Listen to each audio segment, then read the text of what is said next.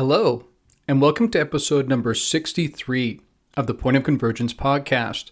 As always, I am your host, ExoAcademian.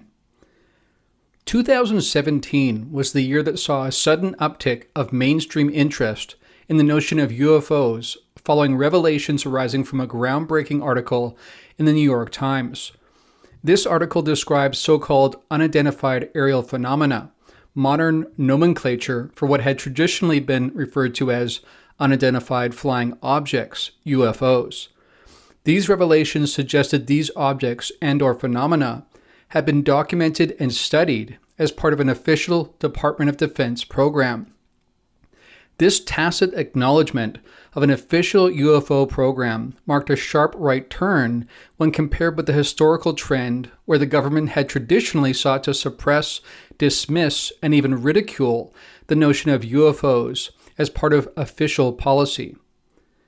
Ever since that trailblazing article was first published, the interest in this topic has grown by leaps and bounds in the mainstream, even if it still feels painfully slow and incremental to those more familiar with the wealth of data suggesting there really is a there, and that there has been for a very long time. But nevertheless, the presence of these apparent vehicles that appear to be under intelligent control has led to inevitable questions around who might be behind them, either at the wheel, so to speak, or piloting them remotely from somewhere else. Industry insiders attest to the beyond next-gen capabilities of these craft, suggesting startlingly that they couldn't possibly belong to any contemporary nation-state player. And of course, in people's minds, that leaves open one enticing possibility: the notion that these may be the property of an extraterrestrial intelligence, a biological exoplanetary species who've come here to study us for reasons thus far largely unknown. For some people in our civilization, this notion is most welcome, because the thinking is that these more sophisticated others may be able to help us address some of our most intractable problems. For others, it prompts feelings of fear, forcing a reckoning around the notion that we may not be the apex species on the block after all. Of course, for those of us much more intimately familiar with the breadth and depth of the historical literature on this topic, these questions, while certainly profound, are just the proverbial tip of the iceberg. And that's because a deep dive into the actual data gathered over the decades suggests the presence of one or more extraterrestrial species in our midst may not be sufficient to explain the bizarreness of what has been observed and encountered by human beings around the world and across time. In the 1970s, trailblazing figures like Jacques Vallée and John Keel emerged, provocatively suggesting that these traditional nuts and bolts ET hypothesis was not the best fit for the events described in the literature. Vallée surprised many by drawing parallels between modern UFO encounters with supposed space aliens and encounters with the so-called fairy folk of deep human lore. By comparing and contrasting the nature of these various entities and encounters, Vallée forced a 20th century populace to wrestle with the notion that what we might be seeing is just a modern-day manifestation of a presence that has been with us since the very beginning. While Vallée's postulation is certainly a compelling one, after all, these striking parallels do exist, it's also important not to prematurely leap to that conclusion based solely on superficial similarities. And of course, this begs the question: how much overlap really exists between ancient fairy and even religious tradition and the modern-day UFO phenomenon? And how might we distinguish between a single intelligence with multiple manifestations and the presence of multiple intelligences, perhaps arising from very different sources? These are the very matters we'll seek to engage with in this, the 63rd episode of the Point of Convergence podcast.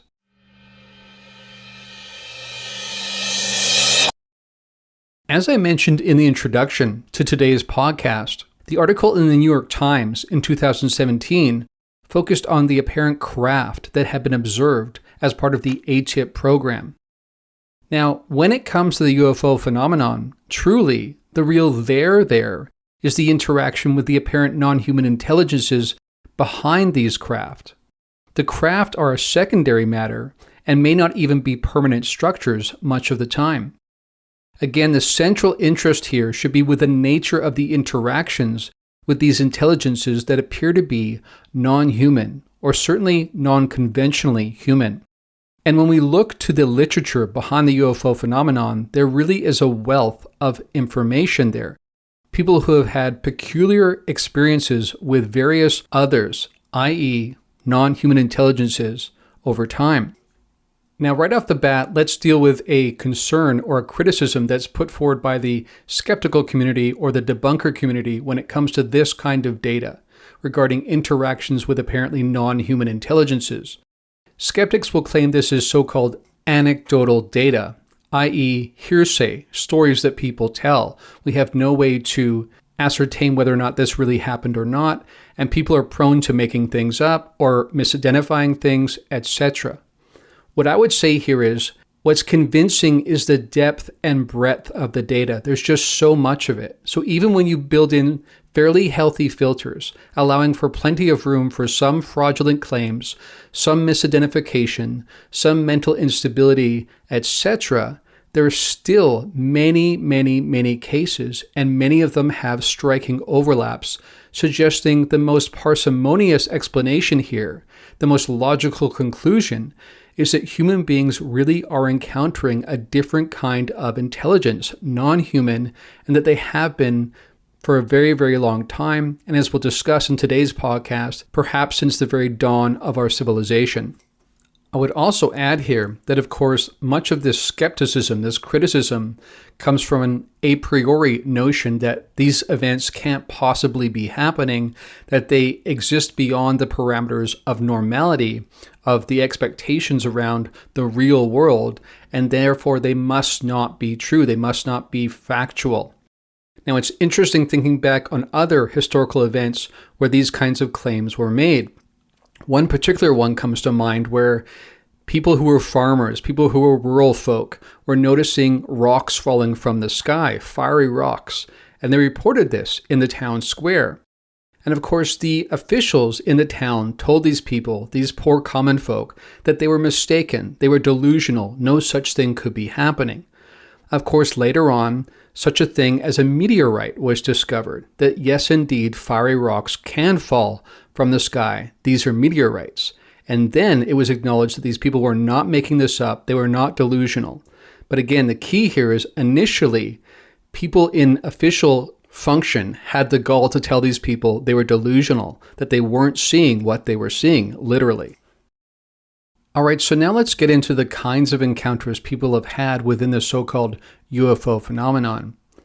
Now, as I mentioned in the introduction, many people, I would say most people, assume that if people are encountering sophisticated others that seem to be a non-human intelligence, the assumption is that these are space aliens. If they are biological beings, they look like that, then of course our assumption is they can't be from here, therefore they must be from space. But the truth is, when on-the-ground researchers like John Keel and Jacques Vallée actually interviewed witnesses, what they found was that the encounters were very strange, bizarre, even absurd. Bottom line, many of the encounters stretched the credulity of the notion that this is how space aliens would act. Now, of course, we can't trust our assumptions. If this is a non-human intelligence, we can't pretend to know how they would act exactly. But at the same time, if they are a biological species of a more sophisticated nature, we might have some sense of how they might act. And yet the encounters that people had flew in the face of these very basic assumptions. Again, involving lots of high strangeness, a lot of bizarreness, and even absurdity. If these really were space aliens here on some sort of scientific expedition, why were they acting in such strange ways? Could this really be space aliens arising from some far-flung star system? Of course, it wasn't that these alien craft were landing on people's lawn and these others were coming out and stopping for tea and biscuits. No, what often happens is that people are visited in the middle of the night, and there's a strange overarching element to the entire encounter, involving lots of high strangeness, feeling almost like an altered state of reality or consciousness or an alternate realm. This is very common in the UFO phenomenon literature. where the very nature of reality around the person being visited or contacted or abducted seems to change. The modulation seems to be different when they're in the presence of these others. And much of this involves a distortion of both space and time during these encounters. Now, when we think back to the dawn of the modern UFO era, we think of Kenneth Arnold and his sighting in the state of Washington. Now, what's interesting is at first blush, this looks like a classical UFO case of craft in the sky. But what's interesting is more recently it's come out that Kenneth Arnold actually had experiences with high strangeness after this event. In the days following the sighting, he actually spotted orbs near his house and in his house. And this again is very, very common in the UFO phenomenon literature. It's been happening since we first documented these kinds of encounters. The only reason we hear about it more now is that there's less suppression. Many of those early ufologists just chose to not report those elements of the encounters because they seemed to fly in the face of the notion that these really were space aliens that were visiting us. So the holes in the data or the narrative had to do with that omission by the reporters, by the recorders of the events, not because the events didn't involve those elements to begin with. And of course, a book like Skinwalkers at the Pentagon has more recently really highlighted this connection between high strangeness or general paranormality and the UFO phenomenon. The OSAP program, which was a government-funded program, actually chose to investigate not just UFOs, but all co-arising anomalous phenomena. And why? Because historically it had already been made clear that these events do arise together, these elements arise together in the same event. That a UFO might be sighted in the sky, and then orbs might be spotted on the ground, or a person might have an experience of a distortion of space-time, etc. Poltergeist activity also has been noted in these kinds of encounters. And again, here one can see why those initial ufologists who really wanted to see this as space aliens were perplexed. Why would poltergeist activity be co-arising with a UFO sighting? And yet this happens time and time again in this phenomenon. Now, speaking of high strangeness, paranormality, and elements like poltergeists, we also find in the Skinwalkers at the Pentagon book this notion of the so-called Hitchhiker Effect, where people seem to be followed by some sort of intelligence, some sort of entity in an almost viral way long after they've left the premises of a place like Skinwalker Ranch. Sometimes even relatives, friends, or even social acquaintances of these people can also be impacted by this kind of poltergeist phenomena, which is titled the Hitchhiker Effect in this case and refers to a kind of social contagion. Now, what's interesting here is that this is a very new notion to many people in ufology, and it's kind of created quite a shocking effect. But ironically, in so-called hauntology, this has been a long-known phenomena.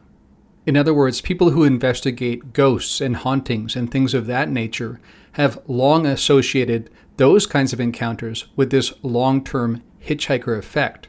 It's only new in ufology, and again, what I'm suggesting here is that it's because of a kind of false demarcation we place around these different kinds of encounters, as well as these different fields of study, when what we really should be doing is studying all of these encounters, all of these different kinds of phenomena, and look for the overarching patterns and what that might be telling us even about the nature of reality.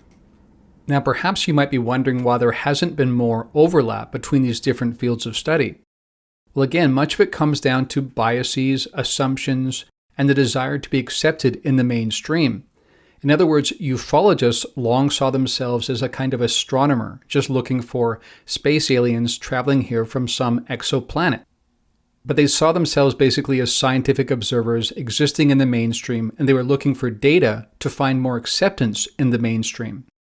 They do not want to be associated with people looking at ghosts and poltergeists because they don't think that's even real much of the time. They think that's fringe, while they think ufology should be mainstream. Likewise, the hauntologists don't want to be associated with UFOs because they think that's too fringe. And so both sides don't end up talking to each other, don't compare data, and don't find these overlapping aspects of the data sets.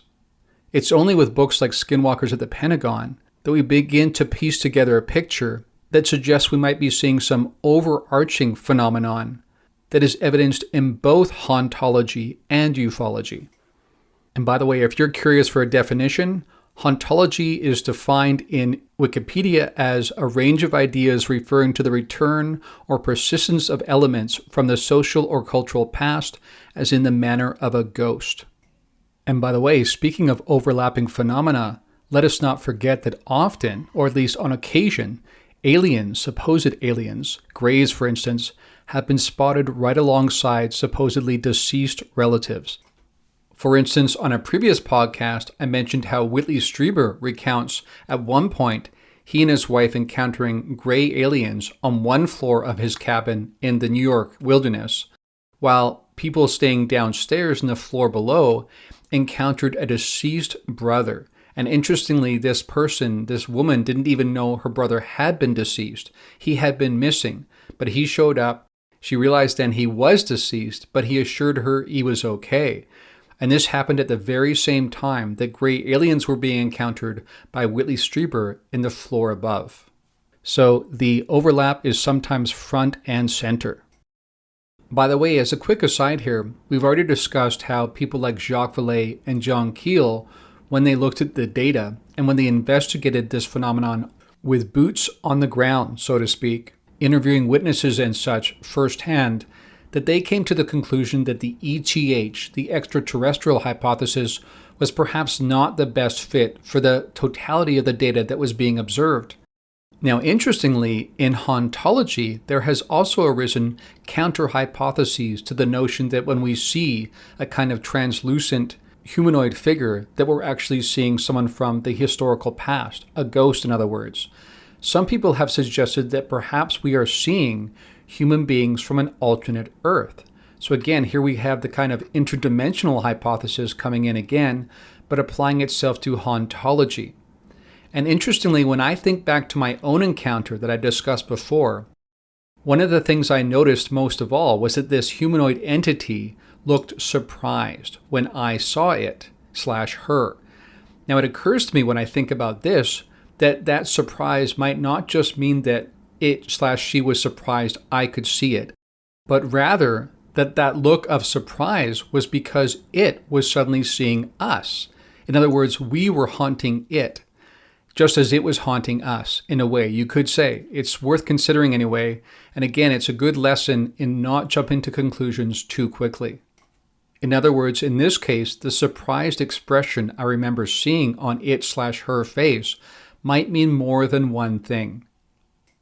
Okay, so far we've discussed an overlap between hauntology and ufology, or so-called ghosts or poltergeist activity, and the UFO phenomenon. But as we mentioned in the introduction, via the work of people like Jacques Vallée, we also know about an overlap between fairy lore and ufology, or the UFO phenomenon. Now, an interesting work to look towards here to learn more about these entities and people's encounters with them is a book called The Secret Commonwealth, which was penned by a man named Robert Kirk. And the description of the book is as follows.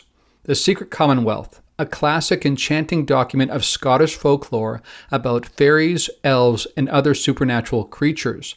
Late in the 17th century, Robert Kirk, an Episcopalian minister in the Scottish Highlands, set out to collect his parishioners' many striking stories about elves, fairies, fauns, doppelgangers, wraiths, and other beings of, in Kirk's words, a middle nature betwixt man and angel.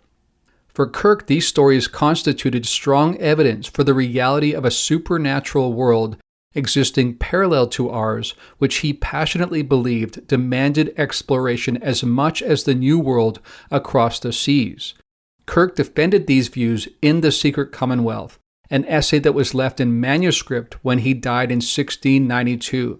It is a rare and fascinating work, an extraordinary amalgam of science, religion, and folklore, suffused with a spirit of active curiosity and bemused wonder that fills Robert Burton's Anatomy of Melancholy and the works of Sir Thomas Browne. The Secret Commonwealth is not only a remarkable document in the history of ideas, but a study of enchantment that enchants in its own right." Unquote.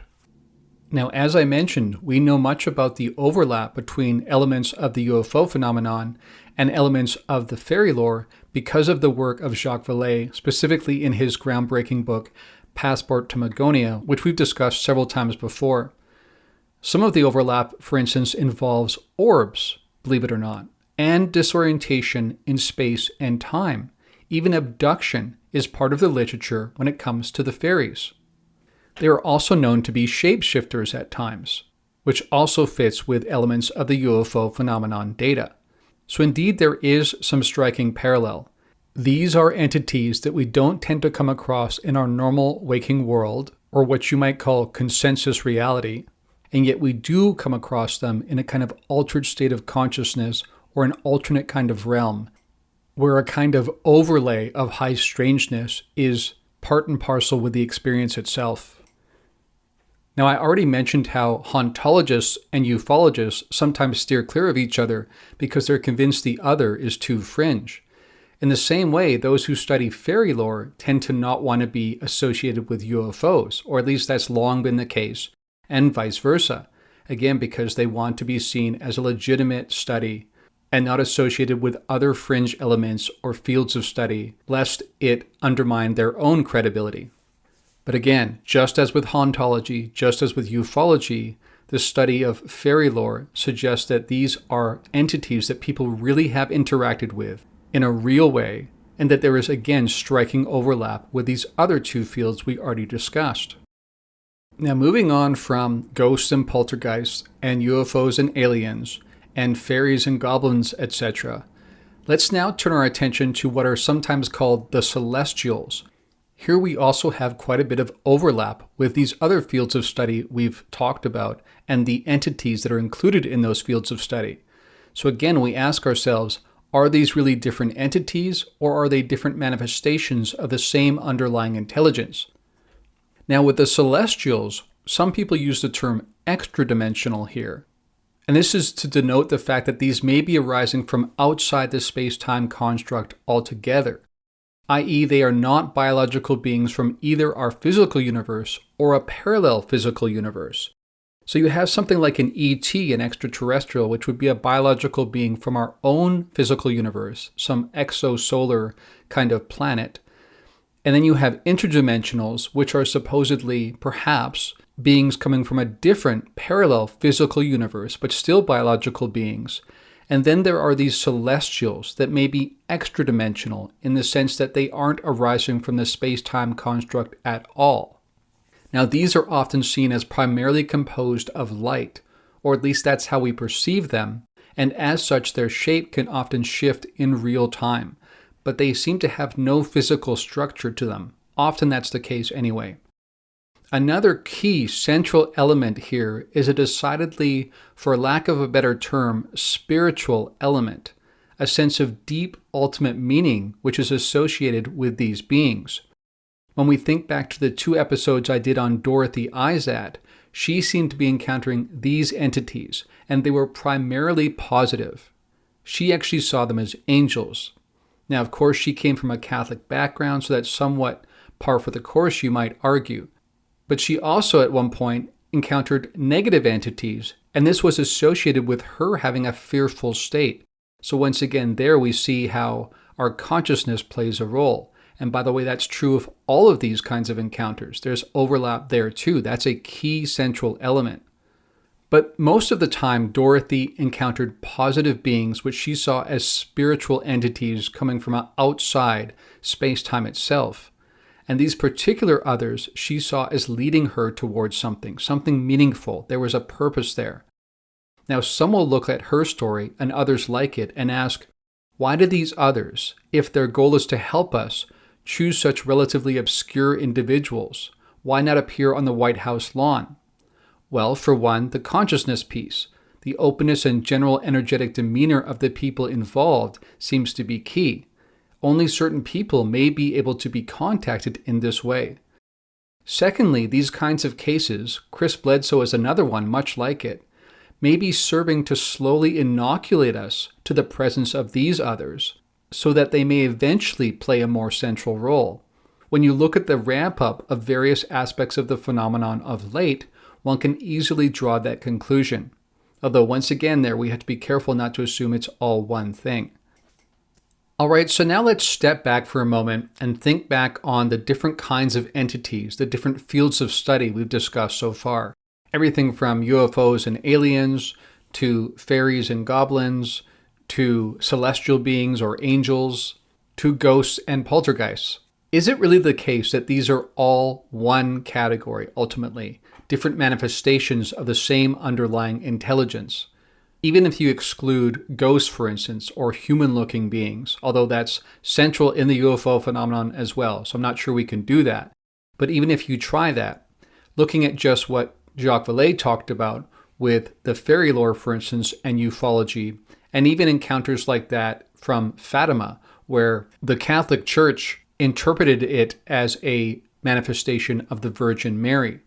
When we look at those kinds of encounters, fairy lore, religious history, the UFO phenomenon, can we confidently say that is actually one central intelligence manifesting differently, or perhaps just being interpreted differently by human beings according to our cultural frameworks and such, depending on what our worldview is, what we think is possible, etc.? Personally, I am actually suspicious of this attempt to reduce one kind of category to another, or to collapse two categories into one. I'm not convinced that the fairy lore represents the same beings or entities or intelligences that we encounter in the UFO phenomenon. That may be the case sometime. It may be a case of mistaken identity sometimes, because there is even evidence that some fairies look a bit like gray aliens and vice versa. So you can see how people will get mixed up. But bottom line, this comes down to the difficulty people have in accepting the possibility of a very, very rich, very populated, multi-dimensional kind of reality. To step back and think about how I began this episode, I talked about how the mainstream is finally reckoning with this notion that others may be here. And again, most people leap to the conclusion that these would be ETs, extraterrestrial biological beings. The notion of interdimensionals, extradimensionals, celestials, ultra-terrestrials, crypto-terrestrials, all these other possibilities are not really even being considered by the mainstream yet. They have a long way to go.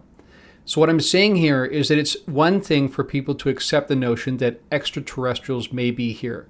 That's not a huge stretch, and most scientists, astronomers especially, believe life does exist elsewhere in the universe. There's just too many planets in the cosmos that if you allow for even a small percentage of those to be habitable planets, then you're going to likely find civilizations, and based on the history of the cosmos, the length of the history of the cosmos, how old it is, it's very likely that some civilizations might be very, very, very beyond us. They could have been developing technology for as much as 1 million or 1 billion years beyond us.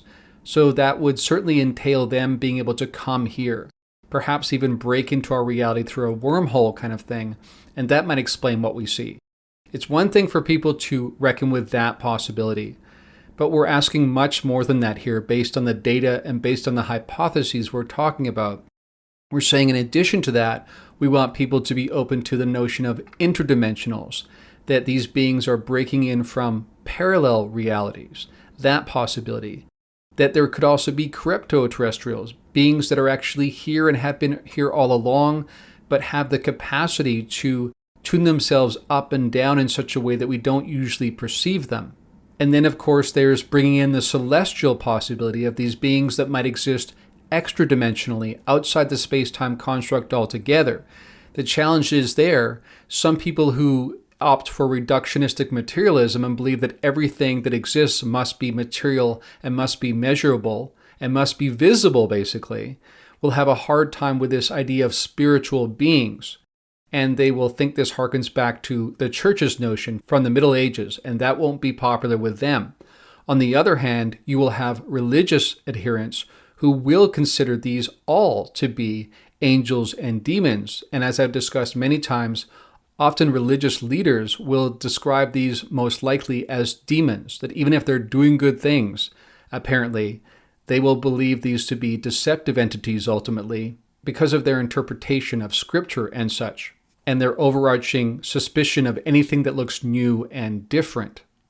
So some people in our civilization, I'm saying, will reject the notion of spiritual beings. Others will embrace it, but assume it must fit within a fundamentalist Christian perspective, or in other parts of the world, perhaps a fundamentalist Islamic perspective on what these beings can be. So they'll want to fit it into a creation narrative that is part of their religious tradition.